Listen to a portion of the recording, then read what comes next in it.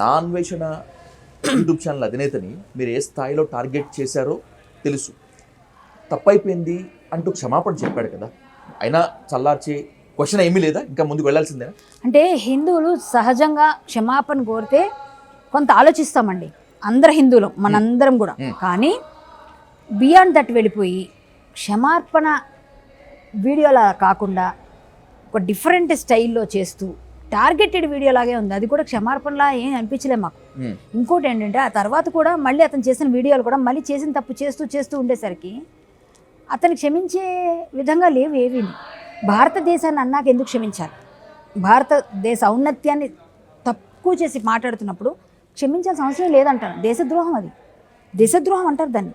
ధర్మద్రోహం, సీతమ్మ తెలంగాణలో ఇంత ధర్మద్రోహం దేశద్రోహం చేసిన వాడిని క్షమించాల్సిన అవసరం లేనేలేదు.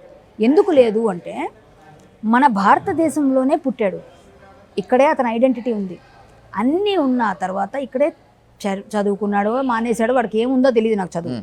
సో సంపాదన కోసం వెళ్ళాడు, వెళ్ళిన వాడు ఉండకుండా వంట చేయడానికి వెళ్ళినవాడు పెంట చేశాడు, పిచ్చి పిచ్చి మాటలన్నీ పెట్టి పిల్లల్ని ఆకర్షించడం కోసం 14 ఏళ్ళ అమ్మాయిని అనుభవించానన్నాడు. అలాంటివన్నీ చేయడం చాలా తప్పు, మైనర్ని చెడగొడుతున్నావు. నెక్స్ట్ ఆ తర్వాత ఏం చేసావు, ఈ 14 ఏళ్ళ అమ్మాయితో సరిపెట్టకుండా థాయిలాండ్లో ఒక గ్రూప్ పెట్టావు, ఎవరైనా అమ్మాయిలు కావాలంటే ఎంజాయ్ చేయడం నా దగ్గర రండి అన్నాడు. నువ్వు బ్రోకరేజం చేస్తున్నావు. మన భాషలో అదే కదా, మీకు తెలుసు కదా, అలా అమ్మాయిలు సప్లై చేసే వాళ్ళని అదే మాట అంటారు. అందుకే నేను అదే మాట వాడాను, ఎందుకంటే వాడికి అది అన్న సమంజసం, వాడు నేను తప్పులేదు, వాడిని అనకపోతే తప్పు అంటే కరెక్టే.